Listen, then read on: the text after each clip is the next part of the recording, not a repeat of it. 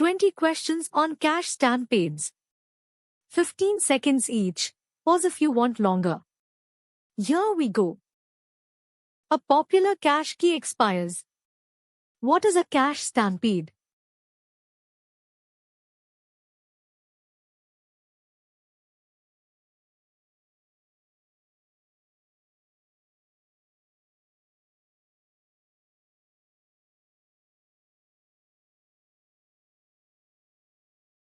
Every request misses at once and they all go to the database together.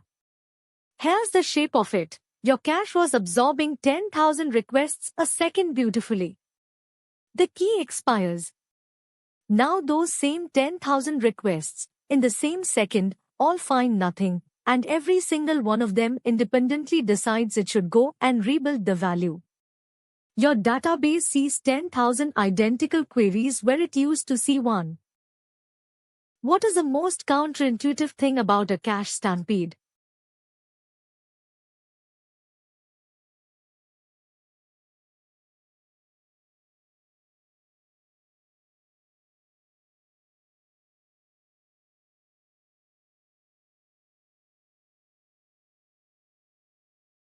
The cache working perfectly is precisely what makes it so bad. Sit with that. A key that absorbs 10,000 requests a second is doing a brilliant job, and it's also the key whose expiry will send 10,000 requests to a database that was sized on the assumption the cache would be there. Your most valuable cache entry is your most dangerous one. 10,000 requests miss simultaneously. How many actually need to rebuild the value?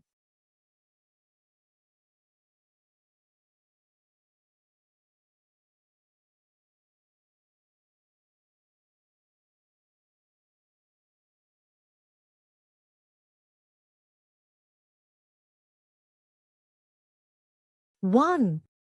That's the entire insight the fixes are built on.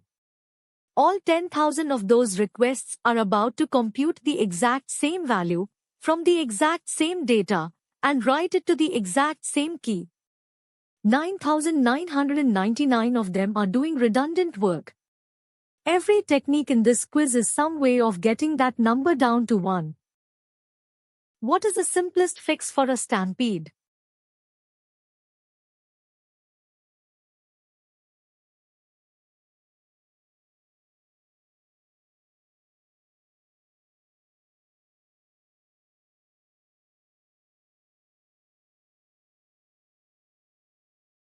A lock. The first request to miss grabs it, goes off to rebuild, and everyone else waits for that one result rather than starting their own copy of the same work. You'll see it called request coalescing, or single flight, or a mutex, same idea. It's the most direct translation of only one of you needs to do this into code. What is the main risk of the locking approach?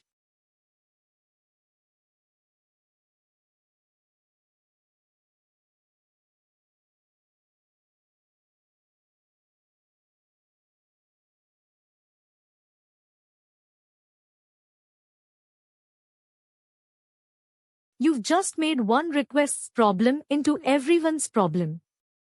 That one holder is now a single point of failure for every request waiting behind it, and if it dies without releasing, they wait forever. So the lock needs its own expiry, the waiters need a timeout, and you need to decide what they do when that timeout fires. The lock is simple, the failure handling around it is not. What does probabilistic early expiration do?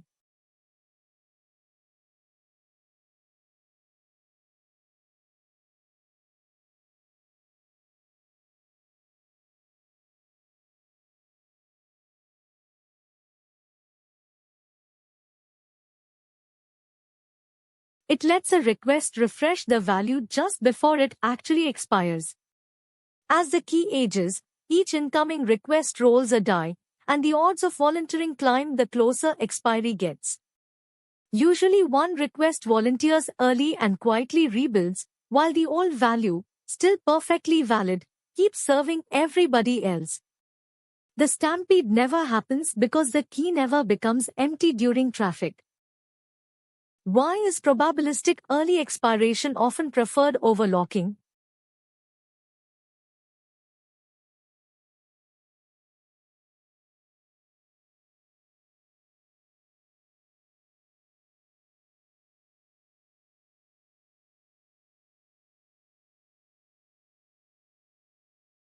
Because nobody waits. That's the real prize. With a lock, you fixed the database load, but you've made 10,000 requests sit there holding their breath. Your latency graph still has a spike in it, just a different shape. With early expiration, the old value keeps serving throughout, so the refresh is invisible. No spike at all. 10,000 keys were all cached at startup with the same TTL. What happens an hour later?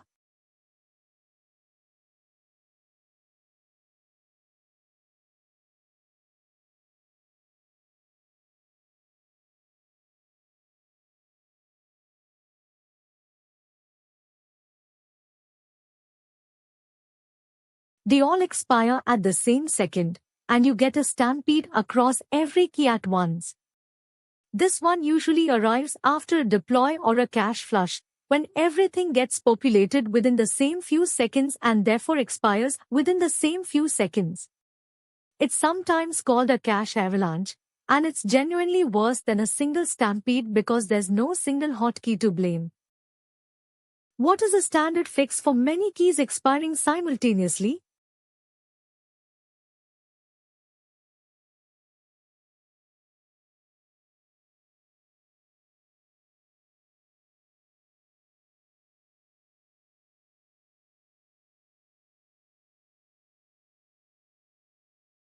Jitter, the same medicine as retry storms, and for the same reason. Instead of every key getting exactly 1 hour, each gets an hour give or take a random few percent. The expiries smear across a window rather than landing on a single instant. 2 lines of code, and the synchronized wave becomes a gentle trickle. What does tail while revalidate do on a cache miss for a recently expired key?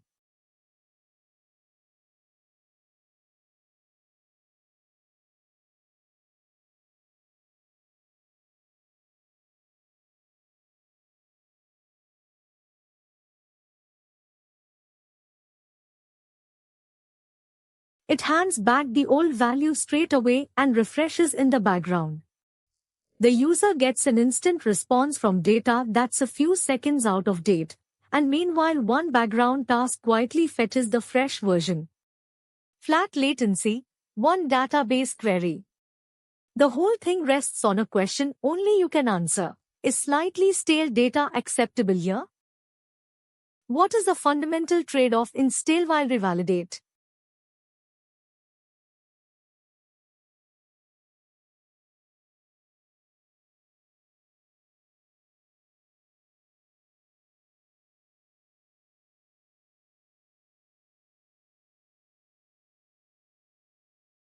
You're knowingly serving data you already know is out of date. And the answer to whether that's acceptable is never technical, it's a product question. A trending article's list a few seconds stale? Nobody will ever notice. An account balance, or the stock count on the checkout page? Now you're lying to someone about to make a decision. Same technique, completely different verdict. A key that does not exist in the database is requested repeatedly. Every request misses the cache and hits the DB. What is this?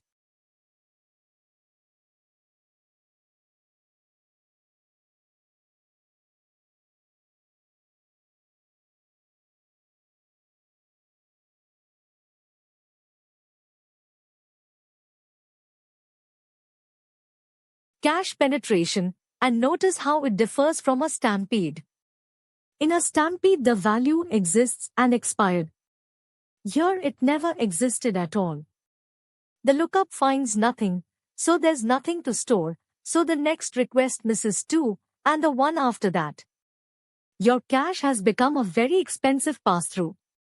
It's also a favorite attack. Request random IDs that can't exist and every single one reaches your database. What is the standard fix for cache penetration?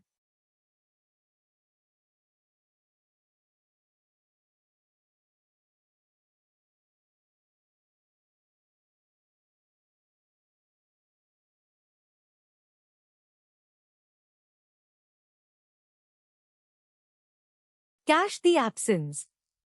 Store an explicit marker meaning I checked, and this genuinely doesn't exist, with a deliberately short TTL so a newly created record isn't hidden for long. Suddenly the repeated lookups are answered by the cache like anything else. If you're being attacked at scale, a Bloom filter in front is the heavier version. It can tell you definitively that a key was never there. Why is a cache stampede often invisible in staging?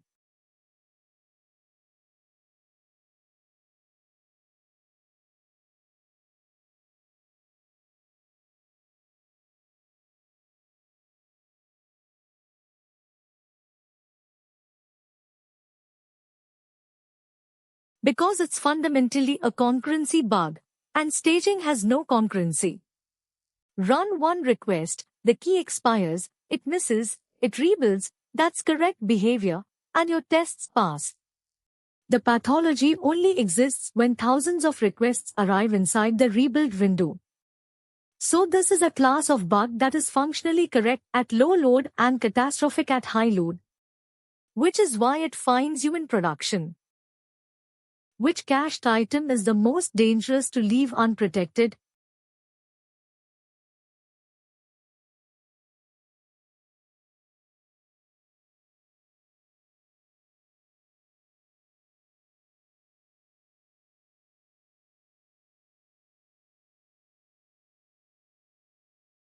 The one with the most traffic and the slowest rebuild, because those two numbers multiply. 10,000 requests a second against a rebuild that takes 2 seconds means 20,000 concurrent expensive queries. That's the number that takes a database down. Rank every cached key by requests per second times rebuild cost, and the top of that list is where you spend your protection budget. You almost certainly don't need to protect everything. Does simply increasing the TTL solve stampades?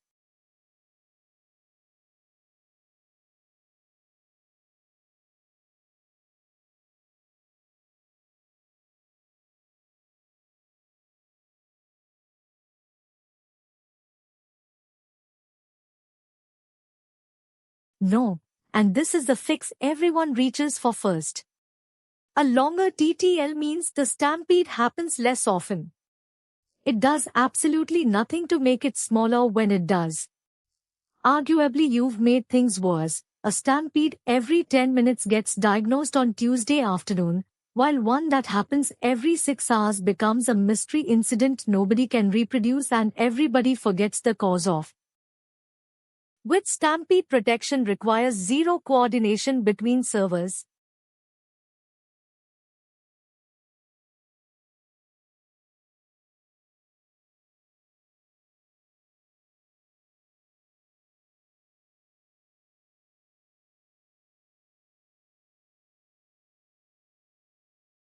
Probabilistic early expiration, and this is the underrated reason to like it. Every request makes its decision entirely on its own, from the key's age and a random number. No shared lock. No consensus. No new distributed system to run and monitor and debug at 3 in the morning. You get most of the protection with none of the coordination, and coordination is where the operational pain always lives. Under request coalescing, what do the requests that don't rebuild do?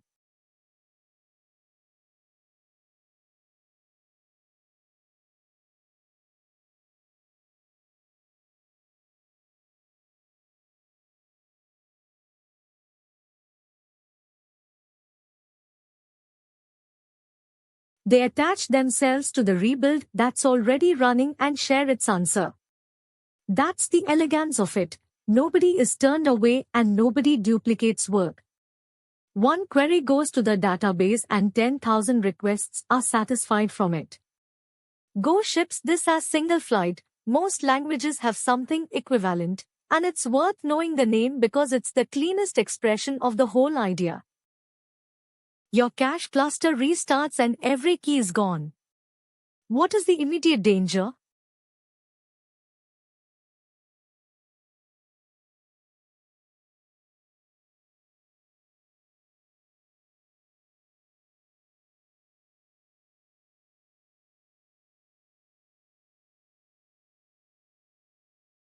Every single request goes to the database, the total stampede. No key has a value, so there's no stale data to serve and no in-flight rebuild to attach to. Your database is now taking 100% of production traffic, which is very likely a load it has never once handled. This is why cache restarts want warming or a traffic ramp, not a cold cutover at peak hour. What is the deeper lesson a cache stampede teaches?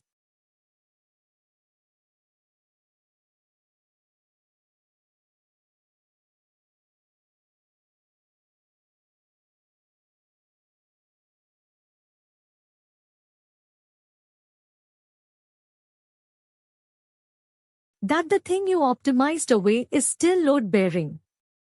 Your cache didn't just make the database faster. It quietly made a database that cannot survive your actual traffic look perfectly adequate. That's fine, right up until the cache blinks, and then the truth arrives all at once and all at the same second. Every stampede fix in this quiz is really the same move. Make sure losing the cache is a slope, never a cliff.